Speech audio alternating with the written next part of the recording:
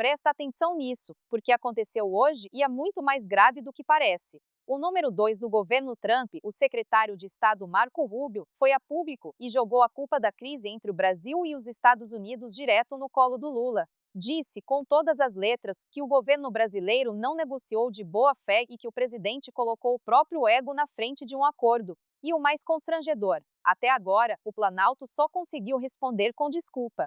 Eu vou te mostrar com a fonte de cada frase o que os Estados Unidos acusaram o Lula de ter feito e por que o governo ficou sem resposta. Vamos com calma e com a fonte na mesa, porque aqui a gente não chuta. Segundo a Gazeta do Povo, em declaração de hoje, o secretário de Estado dos Estados Unidos afirmou que o governo brasileiro não negociou de boa fé durante a crise comercial. Repara no peso disso. Não é um deputado, não é um comentarista, é o chanceler da maior potência do mundo dizendo, oficialmente, que o outro lado agiu de má fé. Olha como a imprensa deu a acusação. A confirmação pelo governo americano de uma sobretaxa de 25% na importação de produtos nacionais deu início a mais uma crise político-comercial entre Brasil e Estados Unidos.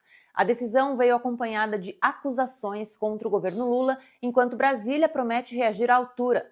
Do lado americano, o secretário de Estado Marco Rubio afirmou que o presidente Lula da Silva e o governo brasileiro não negociaram de boa fé durante as conversas para evitar a medida. Segundo Rubio, esse foi um dos motivos para a adoção das novas tarifas. O governo americano também divulgou um documento em que justifica a decisão, citando práticas que considera prejudiciais aos interesses dos Estados Unidos.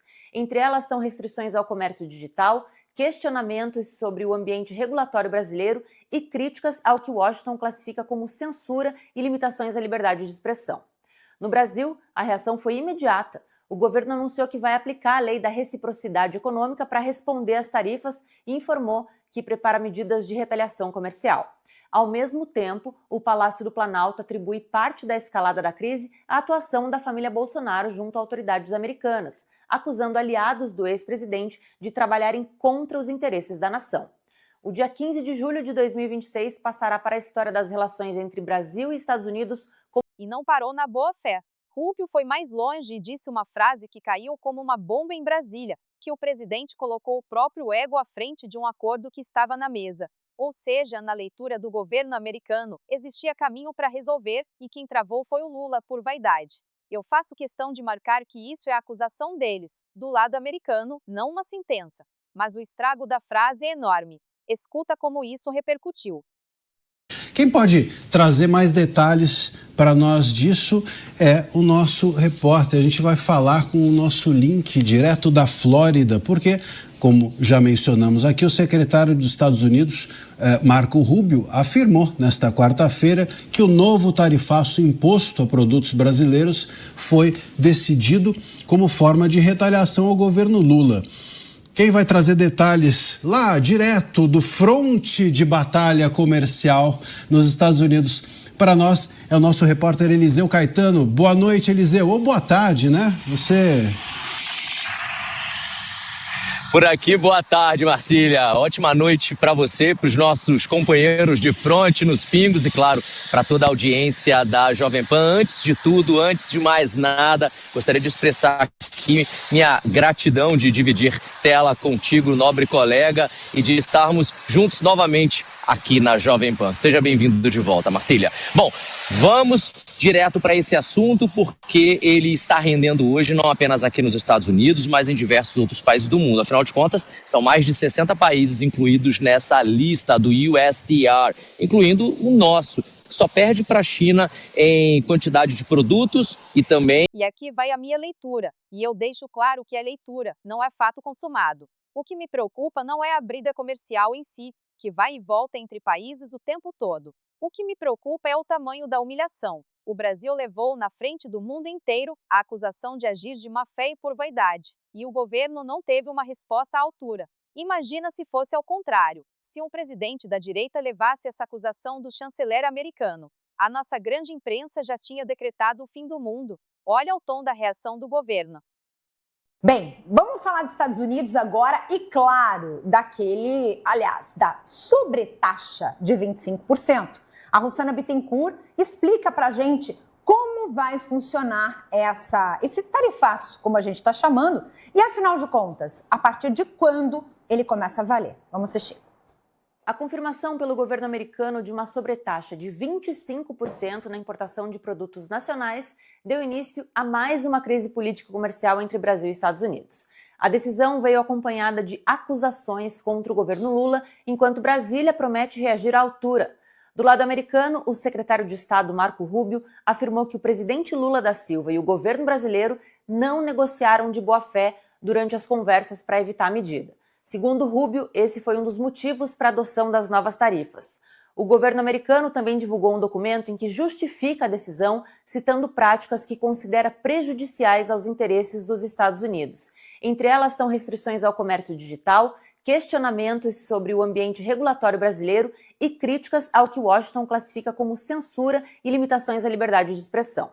No Brasil, a reação foi imediata. O governo anunciou que vai aplicar a lei da reciprocidade econômica para responder às tarifas e informou que prepara... Agora a parte que me separa da fofoca, porque aqui a gente âncora tudo. O que é fato e ninguém desmente. O secretário de Estado dos Estados Unidos acusou hoje o governo brasileiro de não negociar de boa fé e de pôr o ego à frente do acordo. O que é a versão do governo Lula? Que isso é perseguição eleitoral, que os Estados Unidos estariam usando a economia para interferir na nossa eleição. Essa é a desculpa oficial do Planalto, e eu coloco ela aqui para você ouvir os dois lados. Só que repara numa coisa, a resposta do governo não rebate a acusação, ela desconversa. Olha a desculpa. Essa história de soberania e que a culpa é do Bolsonaro, isso aí não precisamos nem gastar muita energia falando que é mais lero-lero, que é mais acusações vazias, né? O que eu quero destacar dessa nota é um pouquinho antes, até separei aqui, tirei a foto da nota certinho para a gente reler e aí desmascarar mais uma mentira, essa um pouco mais técnica construída ao longo da nota. O que você leu pra gente aqui? Eu só estou repetindo o que o Guilherme acabou de ler. Ao longo do último ano, o governo brasileiro atuou ininterruptamente junto ao escritório do representante comercial dos Estados Unidos, o STR, pelo encerramento das investigações baseadas na seção 301. Ou seja, aqui ele fala, a gente fez a nossa parte e trabalhou junto com o escritório do representante comercial dos Estados Unidos. Esse escritório é o braço direito do governo dos Estados Unidos para negociações comerciais. E o presidente do escritório comercial dos Estados Unidos, o Jameson Greer, ele deu algumas entrevistas sobre esse tema. Então ele falou com a Fox Business alguns dias atrás, falou que estava negociando com o Brasil, tentando negociar com o Brasil, mas era muito difícil, era muito cansativo e era insuficiente o esforço do governo brasileiro. E por que isso é problema seu, mesmo que você não ligue para a política externa? Porque briga comercial mal resolvida não fica no gabinete, ela desce pro seu bolso. Quando a maior economia do mundo trava um acordo e ainda te acusa de má fé, quem paga a conta no fim é o brasileiro comum. Pressão no dólar, no preço, no emprego e no investimento que deixa de vir para cá. A Gazeta resume esse risco numa frase que dói. O ego de um homem só e o Brasil inteiro levando o troco. Olha isso. Agora a questão que fica é como esse tarifaço... porque a gente tem dois aspectos para analisar o tarifaço. Vou começar pelo aspecto político da coisa. Como isso vai ser tratado? Daqui a pouco nós vamos mostrar o Marco Rubio, secretário de assuntos voltados à América Latina do governo Donald Trump, culpa Lula pelo tarifaço. Ou seja, a falta de diálogo, o ego, etc., do petista. Então, isso a direita já vai conseguir usar. E também vai se usar do fato de que, olha, houve uma audiência importante da sessão 301 e havia ali apenas o senador Flávio Bolsonaro. O governo não enviou ninguém. E do outro lado, o governo Lula vai se utilizar de que o Bolsonaro fez de tudo, a família Bolsonaro, para que as portas fossem fechadas para o governo brasileiro, para dificultar as negociações, etc. Então nós vamos ficar nessa questão. Eu acho que no final do dia, o que vai decidir a eleição brasileira não é o tarifaço dos Estados Unidos. Na verdade, é segurança pública, corrupção, o desempenho deles nos debates, etc. Pautas mais locais, vamos colocar assim, mais nacionais, regionais do que qualquer outra coisa. Mas, numa eleição que no segundo turno pode ser decidida... Então, junta as peças, todas com fonte. Hoje, o número 2 do governo Trump acusou o Lula de não negociar de boa fé e de pôr o ego acima de um acordo. O governo brasileiro não rebateu a acusação, só devolveu com a desculpa de perseguição eleitoral. Sobram duas leituras, e eu quero a sua aqui embaixo. Ou os Estados Unidos estão sendo injustos e perseguindo o Brasil, como diz o Planalto, ou a culpa é mesmo do Lula, que travou o acordo por vaidade e agora deixa o país pagar a conta. Eu leio de verdade os comentários. Se esse vídeo te fez enxergar essa história pelo ângulo que quase ninguém mostrou, faz 3 coisas por mim. Deixa o like, comenta se a culpa é do Lula ou dos Estados Unidos. E se inscreve no canal, porque aqui a gente conta política sem filtro e sem medo, sempre com a fonte na mão. Tem vídeo novo todo dia.